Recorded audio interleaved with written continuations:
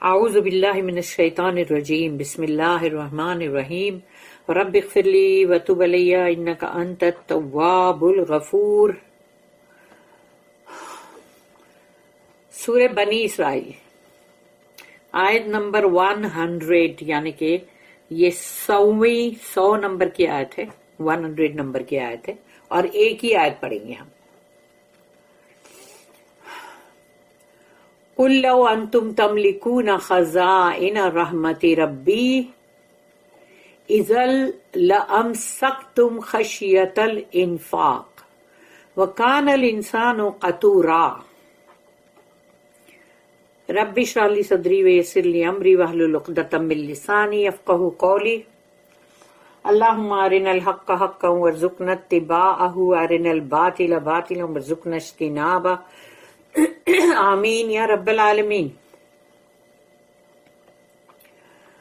تو آیت نمبر 100 جو ہے اتنی چھوٹی ہے لیکن اس کا میننگ اچھا ہے بڑا، کہ اللہ یہاں پر کہتا ہے کہ قل کہو ان سے، لو انتم تملکون خزائن رحمت ربی،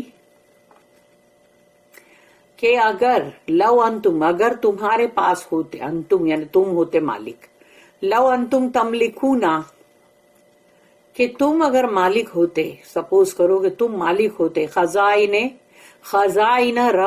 رحمت ربی، یعنی تمہارے رب کی رحمت کے خزانے کے اوپر اگر تم کو اپوائنٹ کیا جاتا کہ ابھی یہ اس کو تم کنٹرول کرو۔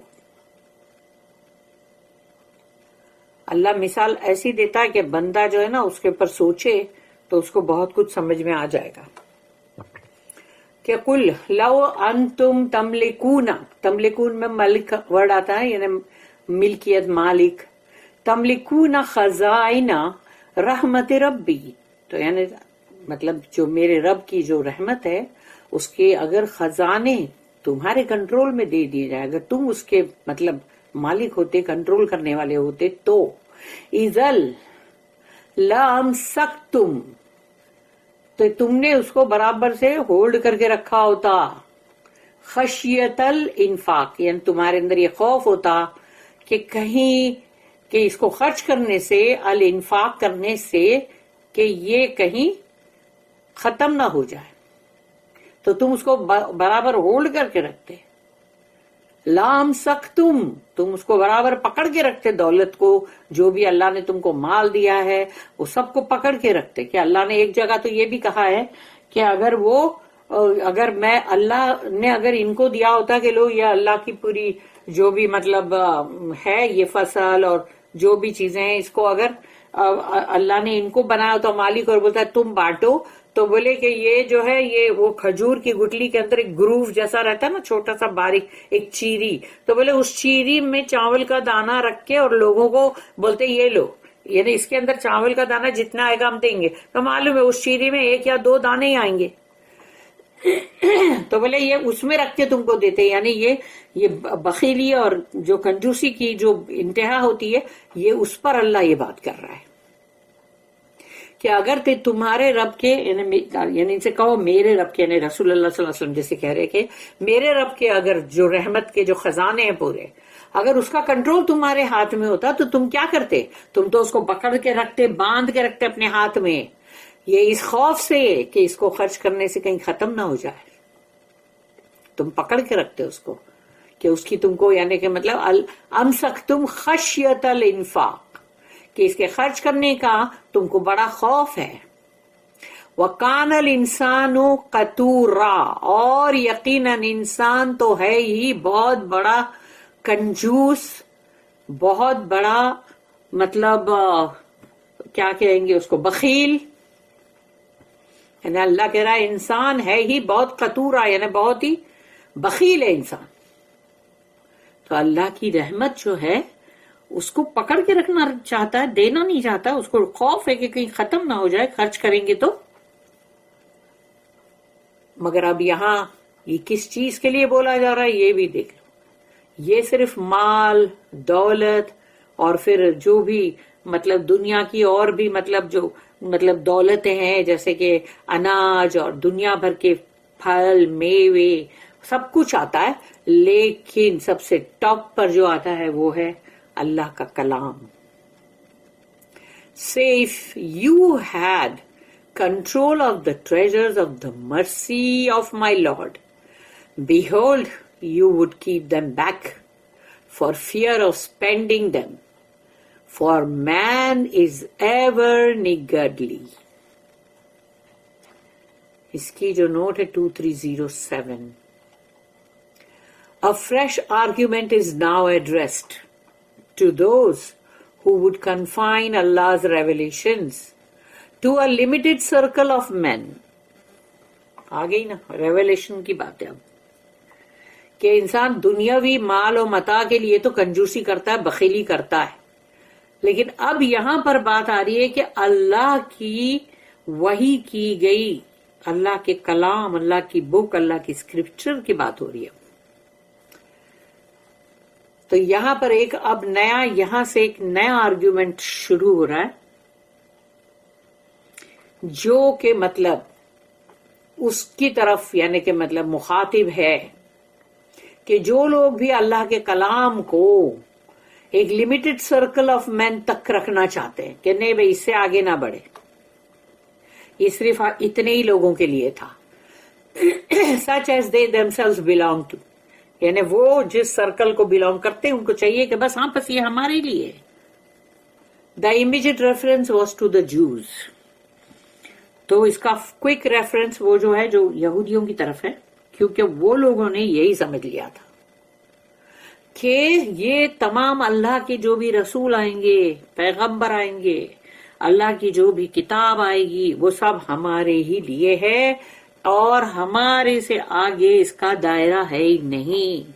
ہمارے سرکل کے باہر اس کا کوئی سرکل نہیں، کسی اور انسان کے لیے یہ نہیں ہے. کیوں؟ ان کی نظر میں جو بھی انسان، جو بھی جوئش سرکل دائرے کے باہر ہے وہ کون ہے؟ ان کی نظر میں gentiles. Who could not understand how any Gentiles could receive revelations and guidance, even superior to what they considered their own birthright.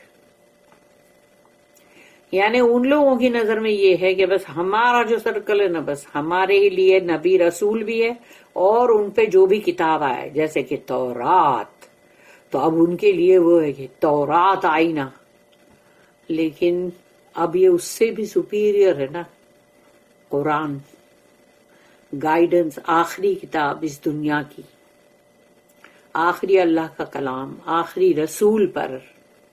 اور وہ یہودی کے سرکل میں نہیں ہے، اب وہ عرب کی طرف آ رہا ہے. حالانکہ وہ کزنز ہیں وہ لوگ سب، لیکن مانے تو نا. تو اب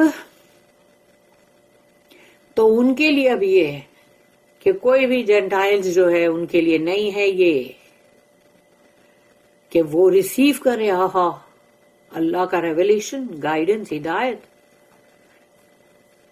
تو اپنے آپ کو ان لوگ کیا سمجھتے ہیں، یعنی ابھی یہ تو بہت سپیریئر آیا نا ابھی اور بھی، لیکن ان کی نظر میں کیا ہے کہ ہم سپیریئر ہے اور ہمارا تو یہ برتھ رائٹ ہے بھائی.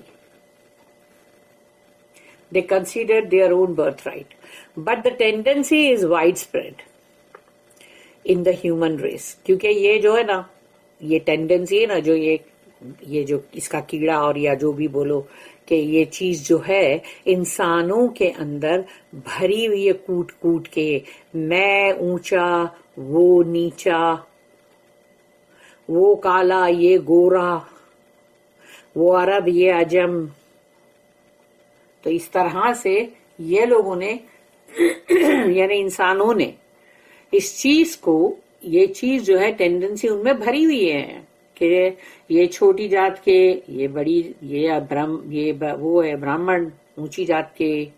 تو ایسے سب ہے نا بھائی، چاہے وہ ہندوز ہوں چاہے وہ اور بھی کوئی بھی ہو، مطلب دنیا بھر کے اندر سب جگہ جاؤ گے وہاں پر یہی چیز ملے گی. A particular race or caste or a particular kind of culture claims to be the custodian of Allah's message. یعنی ایک خاص جو طبقہ ہے یا پھر خاص قسم کی جو کاسٹ ہے، یعنی کوئی بھی مذہب، اور یا تو پھر کوئی خاص ایسا کوئی مطلب پرٹیکولر ٹائپ کا مطلب کوئی کلچر ہے، تو وہ لوگوں کا یہ ایک دعویٰ رہتا ہے کہ بھئی اللہ کے پیغام کے ہم ہی ہیں مطلب کسٹوڈین، یعنی ان کا یہ دعویٰ ہوتا ہے کہ بھئی اللہ کا ابھی یہ کلام تو بس یہ تو ہمارے سوا اور کسی کے لیے نہیں، یہ ہمارے ہی لیے، whereas it is universal، جبکہ یہ پوری کائنات کے لیے ہے۔ اللہ نے کسی کو بھی چھوٹا بڑا اونچا نیچا کچھ بھی نہیں کہا، کالا گورا۔ Allah's mercy is universal، کیونکہ اللہ کا رحم، اللہ کی رحمت وہ ساری کائنات کے لیے ہے۔ تو اللہ اپنے کلام کے لیے، اپنی ہدایت کی کتاب کے لیے کیوں بولے گا کہ یہ اس کے لیے اور وہ اس کے لیے نہیں ہے؟ And he scatters the priceless treasures of his mercy، اور اللہ تو بکھیر دیتا ہے اپنی بہت ہی بولتے نا جیسے ایسی رحمتوں کی دولتیں جو کہ انمول ہیں، اس کو پورے جہان میں اس کو براڈ کاسٹ کرتا ہے، broadcast among his creatures، یعنی جو بھی اللہ کی مخلوق ہے تمام کے بیچ اللہ اس کو پوری بکھرا دیتا ہے، پھیلا دیتا ہے۔ اللہ نے وہ اونچ نیچ کا دائرہ اور ایسا سب رکھا ہی نہیں ہے۔ They are not exhausted by spending، اور ان کو خرچ کرنے سے یہ کبھی بھی ختم نہیں ہوں گے۔ جیسے اللہ نے اپنی آیت میں کہا نا کہ اللہ کے خزانے کے اوپر اگر ان کو کنٹرول دیا جاتا تو یہ اس خوف سے کہ یہ ختم نہ ہو جائے خرچ ہی نہ کرتے۔ تو دنیا کی دولتیں، دنیا کا مال دولت، سونا چاندی، یا پھر سمجھو کہ جو بھی دنیا کے باغات جس کے ہوتے اس کے پھل میوے اناج، سب چیز کے اوپر دیکھ لو انسان ایسے برابر پکڑ کے رکھتا ہے، ہولڈ کر کے رکھتا ہے کہ جیسے اس کو خرچ کرنے سے ہی ختم ہو جائے گا۔ تو اس کو بخیلی کہا گیا ہے کہ یہ بخیلی ہے کہ اور لیکن کیا اللہ کا یہ جو اتنا بڑا جو خزانہ ہے جو قرآن ہم پڑھ رہے ہیں، تو اس کو بھی اگر تم خرچ کرو گے لوگوں تک پہنچاؤ گے تو یہ بھی ختم ہو جائے گا؟ ختم تو وہ بھی نہیں ہونے والا اور یہ بھی نہیں ہونے والا ہے۔ It is only the misers who hoard، یہ صرف کنجوس لوگ ہیں جو اس کو جمع کر کے رکھنے کا سوچتے ہیں۔